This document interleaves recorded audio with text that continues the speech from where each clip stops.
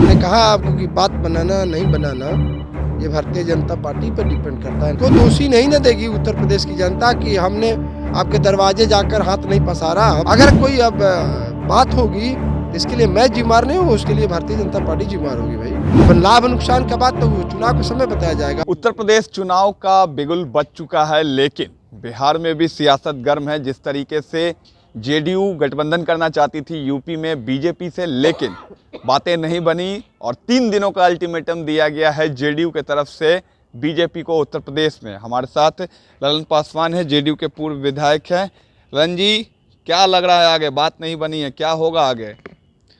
कौन बता दिया कि बात नहीं बनी ही है? अभी तो बात कही गई है, लगातार कही जा रही है। और आप जो अपने से आप बता रहे हैं कि अल्टीमेटम दिया गया है, अल्टीमेटम नहीं, समय दिया गया है कि 3 दिन का समय हम देते हैं कि 3 दिन के अंदर हमें रास्ता निकाल दीजिए। और बड़े भाई से छोटे भाई ने हाथ उठा के हिस्सेदारी मांगी है, और हिस्सेदारी नहीं मिलना ये तो ईमानदारी नहीं होगी।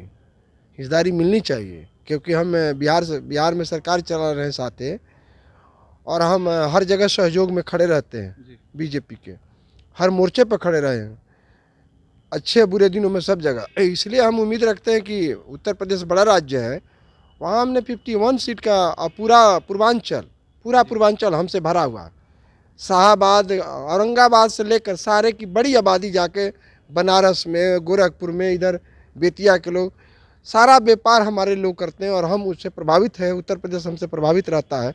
बगल में बनारस है, जहाँ हमारे चेनारी के, रोहतास के, हमको लगता है कि 1000 से ऊपर घर होगा वहाँ। मैंने कम से कम 2 लाख से ज़्यादा आबादी, 3 लाख से ज़्यादा आबादी हमारी है। सासाराम की और रोहतास भभुआ की होगी। इसलिए ऐसा कुछ नहीं है कि नीतीश कुमार जी को चाहने वाले उत्तर प्रदेश में नहीं है, और हम अगर लड़ेंगे तो हम नाउम्मीद होकर लौटेंगे। इसलिए नीतीश कुमार को चाहने वाले वहाँ भी हैं। तो भारतीय जनता पार्टी को इस पर गंभीरता से विचार करके, और बहुत बड़ी हिस्सेदारी नहीं है, 51 हिस्सेदारी है, तो पूरा सटे हुए बॉर्डर पर भी हम लोगों को हिस्सेदारी दे दे तो हम कहाँ पश्चिमी उत्तर प्रदेश की बात कर रहे हैं। बिहार में आप लोग साथ में हैं, क्या लगता है कि उत्तर प्रदेश में ज़रूरत नहीं है बीजेपी को, आपकी पार्टी की?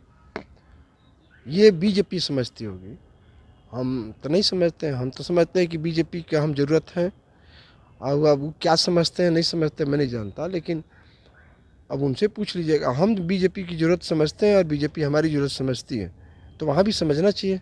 नहीं, जैसे कुछ नेताओं का कहना है कि नीतीश कुमार का जनाधार नहीं है यूपी में, तो किस आधार पर उन्हें इतनी सीटें दी जाए? बात आ रही थी कि उपेंद्र कुशवाहा से बात हुई कि लगभग 30 सीटों पर बातचीत हुई, लेकिन बीजेपी 5 से 7 सीटें ही आप लोगों को दे रही है। अच्छा, ये बताइए हमको, किसका किस समय किस राज्य में जनाधार रहा है? जनाधार तो घटते और बढ़ते रहा है। इसके पहले बिहार में जनाधार, अब मैंने इसलिए कुछ दूसरी बात बोलना ठीक नहीं। ऐसे सवाल करिए जिस सवाल का जवाब दिया जाए अच्छे ढंग से।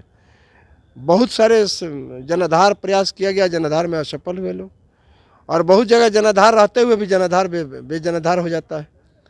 उत्तर प्रदेश को पहले भी देखा गया है और आज भी उत्तर प्रदेश को देख रहा है आदमी। बिहार को पहले भी 20 साल पहले भी बिहार था और आज भी बिहार है। तो जनाधार की क्रिया हमेशा एक जगह तरह रहती है क्या, कि जो आज जनाधार है वो कल भी जनाधार रहेगी क्या? तो इसके पहले तो और किसी की सरकार थी, आज दूसरी की सरकार है। ये सब बात गर्जीमराना बात है। एक आखिरी सवाल। यूपी में अखिलेश यादव छोटे छोटे तमाम दलों को अपने साथ साध लिए हैं। अब बीजेपी भी कहीं ना कहीं घबराहट में है कि हमको जितने छोटे दल बचे हुए हैं उसको अपने साथ ले लेना है। तो 3 दिनों का समय दिया गया, क्या लगता है 3 दिनों के बाद बात बन जाएगी आप लोगों की? हमने कहा आपको कि बात बनाना नहीं बनाना ये भारतीय जनता पार्टी पर डिपेंड करता है ना। हम तो बात बनाना चाहते हैं। हम तो आपके दरवाजे दस्तक दिए हुए हैं, अब लौटाइएगा, आप जानिएगा ना। हमारे पास आप आए हैं तो हम सकारात्मक हैं, और आप अगर नकारात्मक रहेंगे तो आप उसके जवाब के हमको दोषी नहीं न देगी उत्तर प्रदेश की जनता कि हमने आपके दरवाजे जाकर हाथ नहीं पसारा। हम तो जाके हिस्सेदारी मांगे हैं, हाथ उठा के हाथ बढ़ाए हैं।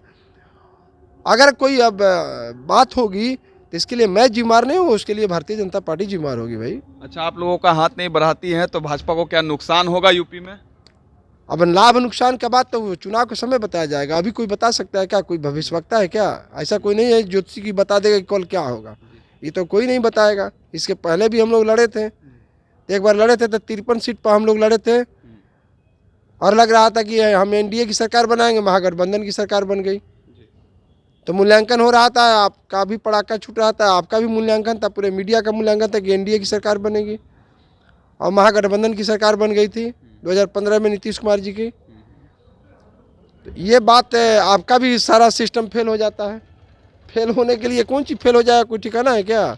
इसलिए मूल्यांकन राजनीति में कभी भी कुछ भी हो सकता है। साफ तौर से हमारे साथ जेडीयू के पूर्व विधायक ललन पासवान थे। इनका कहना है कि बीजेपी के तरफ जेडीयू ने यूपी में हाथ बढ़ा दी है, लेकिन अगर बीजेपी उनके हाथ को ठुकराती है तो कहीं ना कहीं मुश्किलें बीजेपी के उत्तर प्रदेश में बढ़ेगी। जिस तरीके से 51 सीटों की मांग जेडीयू कर रही है, लेकिन यूपी में इस वक्त बात नहीं बनी है। 3 दिनों का समय दिया गया है और ललन सिंह और आरसीपी सिंह दोनों दिल्ली में हैं, बैठक हुई है। अब देखना है कि आगे इस पर गठबंधन पर क्या कुछ खबर निकल के आती है। तब तक के लिए आप बने रहें न्यूज़ पीआर के साथ। रमन राय, पटना।